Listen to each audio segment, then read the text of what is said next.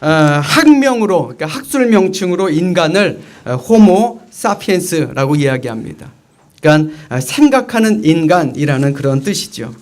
자, 여기서 사피엔스라는 말은 바로 무엇인가를 생각한다, 생각해서 안다, 그 아는 것을 지혜롭게 활용한다라는 그런 뜻입니다. 그러니까 인간이 다른 동물과 구별되는 것은 합리적으로 생각할 줄 아는 것, 즉 사고할 줄 아는 것 때문이다라는 것입니다. 그런데 미국의 사회심리학자 에리 프롬은 인간을 호모 사피엔스 뿐만 아니라 호모 에스페란스라는 말을 썼습니다. 희망적인 인간이다라는 말이죠. 에스페란스라는 말은 희망한다, 소망을 갖는다라는 뜻입니다. 그러니까 인간이 다른 동물과 구별되는 가장 큰 특징 중에 하나가 바로 희망을 가질 줄 아는 존재다라는 말입니다. 그렇다면 희망을 잃어버린 사람은 어떻습니까? 더 이상 인간다운 삶을 살기가 어렵다라는 것입니다. 여러분들 어떠십니까? 어떠한 희망으로 살아가십니까? 짧게는요, 이 예배 끝나고 나면 정말 식당에 아주 맛있는 음식이 차려져 있겠지, 그런 희망도 가져야 됩니다. 아멘. 그리고 또 우리가 마지막 날 우리가 이 세상을 떠날 때 어디 갔나? 천국 간다. 내가 천국 갈 수 있다라는 그런 믿음이 있으면요, 우리는 희망을 가지며 살아갈 수가 있다라는 것입니다. 사랑하는 여러분, 사람은 희망이 있기 때문에 존재하는 것입니다. 희망이 사라진 인생처럼 삭막하고 비극적인 인생은 없습니다. 왜요? 희망이 사라지고 나면 그 다음에 찾아드는 것은 절망이기 때문에 그렇습니다. 시의 슬픔이기 때문에 그렇습니다. 오늘 본문의 말씀을 보시면 엠마오로 내려가던 두 예수님의 제자가 모습이 기록되어 있는 것을 보게 됩니다. 한 사람의 이름은 글로바이고 다른 한 사람의 이름은 밝혀지지 않았습니다. 이들이 누구인지 논란은 많지만 정확하게 확인할 수는 없습니다. 그러나 한 가지 확실한 건 그들은 예수님을 사랑했고 예수님께 소망을 두었고 예수님의 뒤를 따르던 좋은 제자였다라는 것은 분명합니다. 그런데 그동안 따르던 예수님께서 허망하게 십자가 위에서 처형당하시자 그들은 더 이상 의지할 것이 없어서 엠마오라는 곳으로 내려가던 중이었습니다. 오늘 본문 이전 말씀인 17절의 말씀에 보시면 두 사람이 슬픈 빛을 띠고 머물러 서더라 라고 말씀하고 있습니다. 슬픈 빛을 띠고, 이들이 슬픈 빛을 띠었던 이유는 두 가지였을 것입니다. 하나는 자기가 사랑하고 따랐던 예수님께서 돌아가신 것에 대한 슬픔입니다. 그렇게 인자하시고 우리들을 사랑해 주셨고 정말 좋은 분이셨는데 그런 분이 십자가 위에서 돌아가시다니, 그 충격과 그 안타까움에 그들은 며칠이 지났어도 그 슬픔을 이겨내기가 어려웠던 것입니다. 그리고 다른 하나는 자신들의 앞길 때문이었습니다. 그토록 의지하고 따르던 주님께서 우리의 곁을 떠나셨으니 이제 우리는 누구를 믿고 살아갈 것이냐? 이제 고향으로 돌아가 우리 뭐하고 살아야 하지? 고향 사람들이 자기를 뭐라고 말할까? 우리들 뭐라고 평가할까? 앞날을 생각하니 안타깝습니다. 그 또한 슬퍼집니다. 한마디로 이 두 제자의 모습은 희망을 잃어버린 그런 사람들이 바로 그들이었다라는 것입니다. 문제는 희망을 잃어버린 것으로 끝나는 것이 아니라 그들은 자신들과 함께했던 예수님을 알아보지 못했다라는 것이 더 큰 문제였습니다. 희망을 잃어버리니까 3년 동안 동고동락했던 예수님을 불과 며칠 만에 다시 만났는데 알아보지를 못한 것입니다. 그들이 알아보지 못한 것은 복음서의 저자 누가가 지적하듯이 마음의 문이 닫혀버렸기 때문이다라는 것입니다. 여러분들 잘 들으십시오. 희망을 잃어버린 사람들은요, 마음의 문이 닫히게 되는 것입니다. 폐쇄적이 되고 소극적이 되고 모든 것을 어둡게만 봅니다. 세상 만물을 그 어두운 그림자만 바라보며 살아갈 수밖에 없다라는 것입니다. 그렇기 때문에 우리는 희망을 잃어버려서는 안 되는 것입니다. 아멘. 희망을 잃으면요, 우리의 마음의 눈도 닫히기 때문에 그렇습니다. 봐야 할 것을 보지 못하기 때문에 그렇습니다. 우리 역시 교회에서 믿음 생활 하다 보면요, 우리의 믿음이 흔들리게 될 때도 있습니다. 처음 예수 믿었을 때는 고난도 달게 받았습니다. 처음 예수 믿었을 때는 봉사하는 것도 하나도 힘들지 않았습니다. 처음 예수 믿었을 때는 막 사명감에 불타오릅니다. 더 나아가 천국에 대한 소망, 내일에 대한 희망이 있었습니다. 그런데 어느 순간 세상의 근심 때문에 눈이 어두워져 희망을 잃어버리고 우리와 늘 함께 하셨던 예수님을 알아보지 못하는 모습을 가질 때가 있다라는 것입니다. 우리가 주님을 믿고 주님을 따릅니다 하면서도 주님의 승리가 내 승리가 되지 못해요. 주님의 기쁨이 내 기쁨이 되지 못합니다. 주님의 영광이 내 영광이 되지 못하고 주님의 부활이 내 부활로 여기지 못하고 살아가는 사람들이 얼마나 많은지 모릅니다. 부활의 주님을 바라보기보다는 세상의 절망적인 면을 바라보면서 낙심하고 낙담하고 실망하고 슬퍼하는 그런 모습을 가진 것이 우리들 아닙니까? 과연 이런 우리 앞에 부활하신 예수님께서 바로 내 앞에 서신다 할지라도 과연 우리가 부활의 주님을 맞이할 수 있겠느냐라는 것입니다. 어느 교회 집사님 중에 심리 치료를 하시는 분을 만난 적이 있습니다. 오래전 이야기도 아닙니다. 작년 이야기입니다. 제가 이렇게 물었습니다. 아유, 선생님, 그때는 집사님이죠. 집사님, 요즘 심리 치료 받으러 오시는 분들 참 많죠? 라고 물어봤습니다.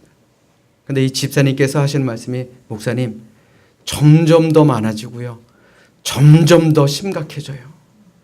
그렇게 이야기를 하는 겁니다. 마음이 아픈 사람들이 그만큼 많다라는 얘기예요.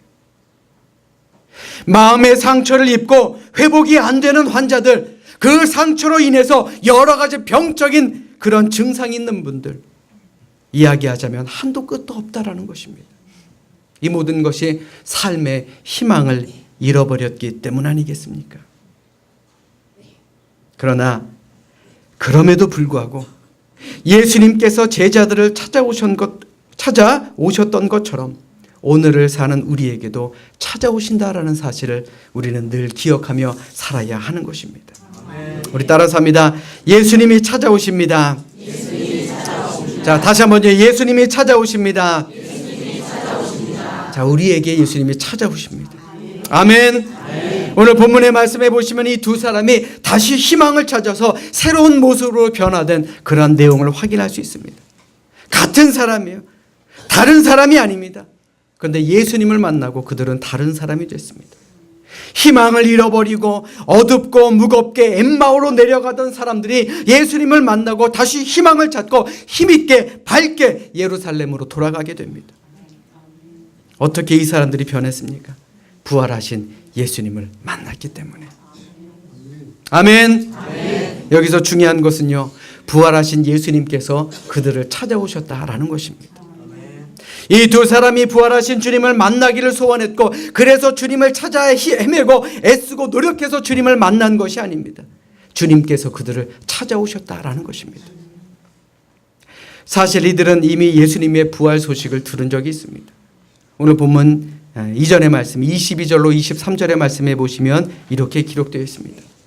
또한 우리 중에 어떤 여자들이 우리로 놀라게 하였으니 이는 그들이 새벽에 무덤에 갔다가 그의 시체는 보지 못하고 와서 그가 살아나셨다 하는 천사들의 나타남을 보았다 함이라.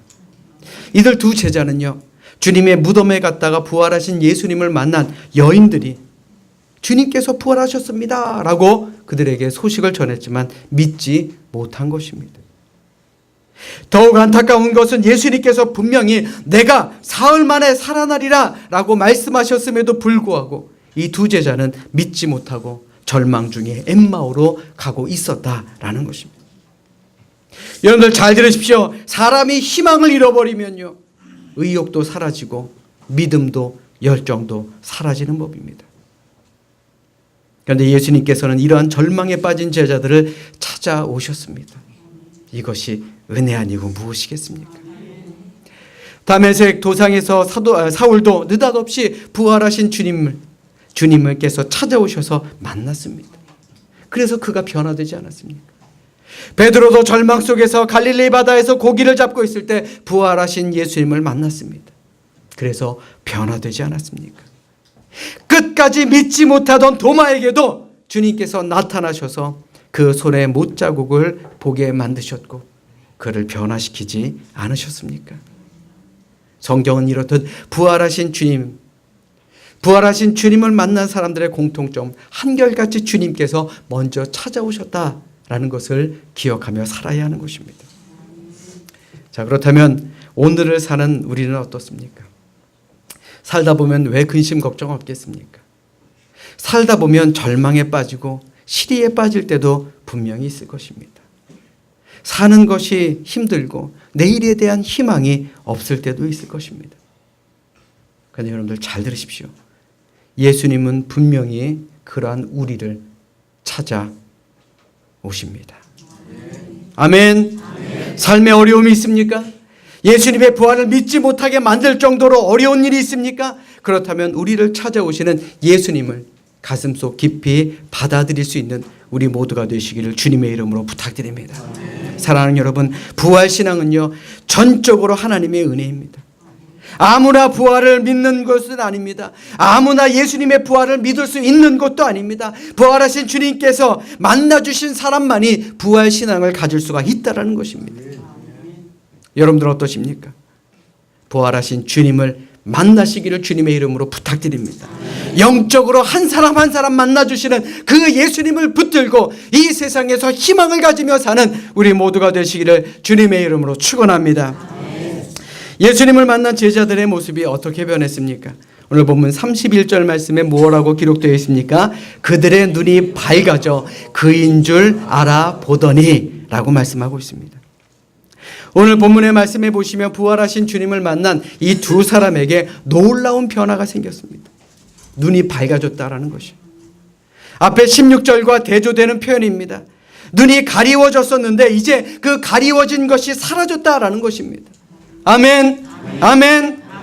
여러분들에게 그림 하나 보여드리도록 하겠습니다. 이태리 화가 카리바조의 작품이고 이 작품의 이름은 엠마오의 만찬입니다. 예수님께서 제자들에게 나타나셔서 처음 만찬을 베푸신 것이 바로 엠마오에서의 만찬이었습니다. 자, 저들의 눈을 보십시오. 지금 누구를 향해 있습니까?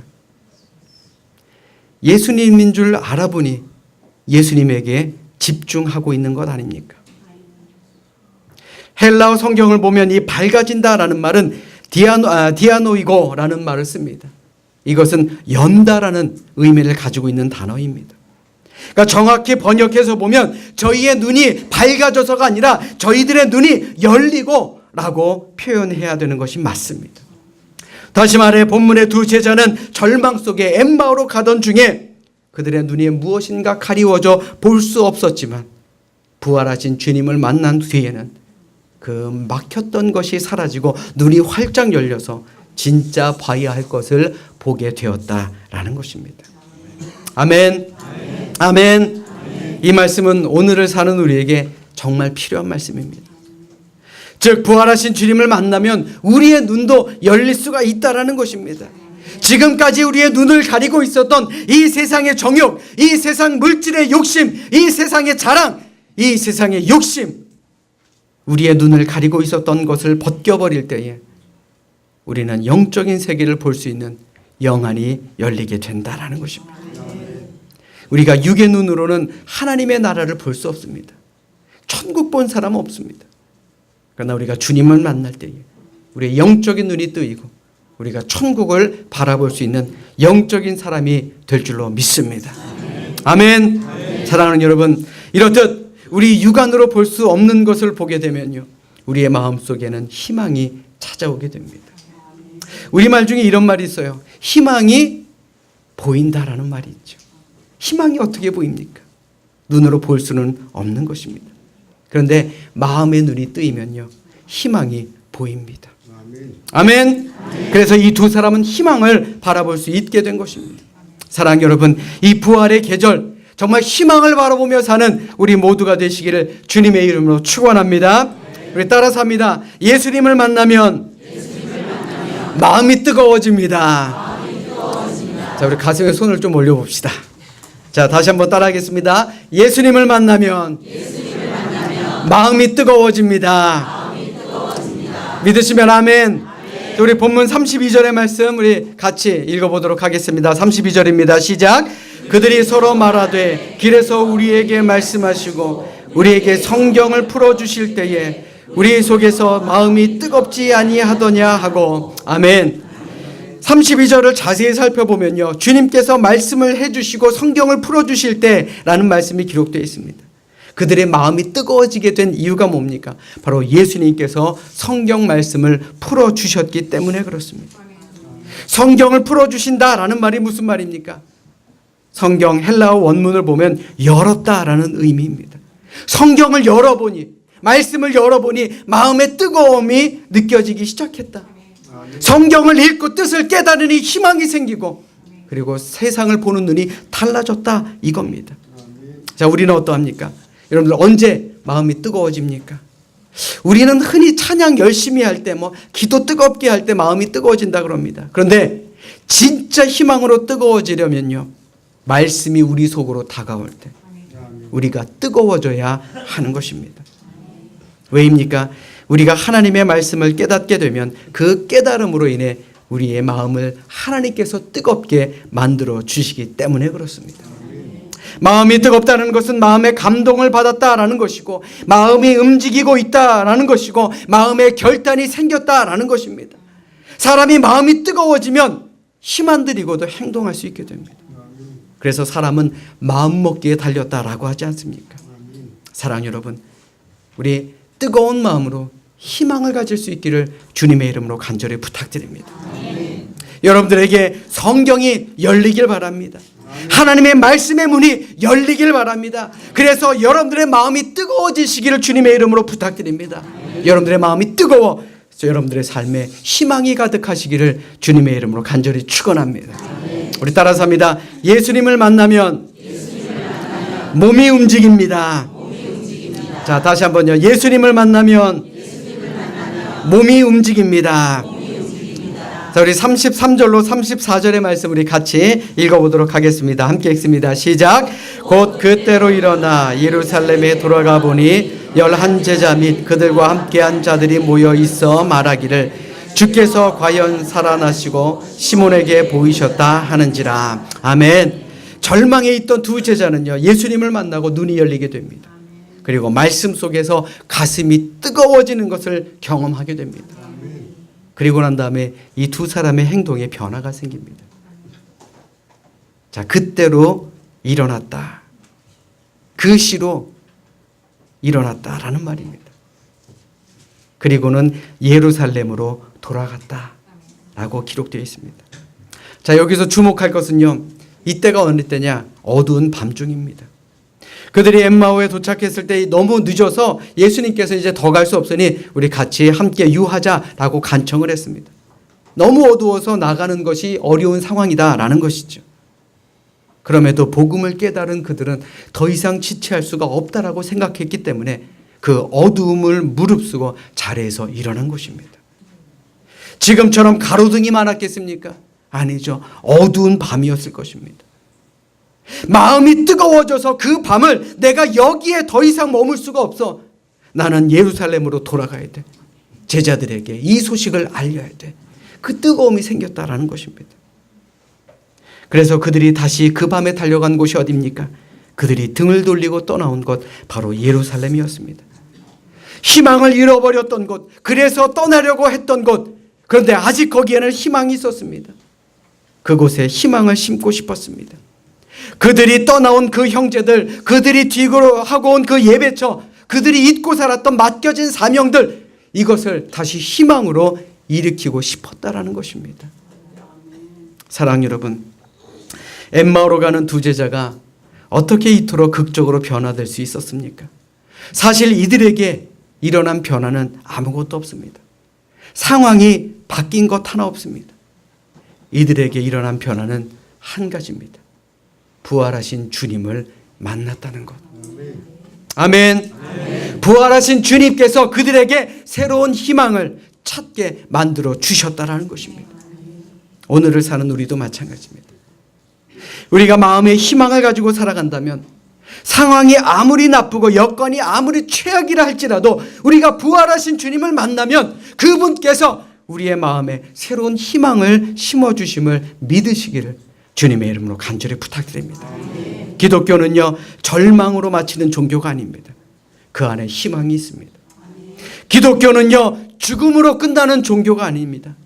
그 안에 부활이 있습니다. 믿음이 무엇입니까? 바로 예수님을 만나는 거예요.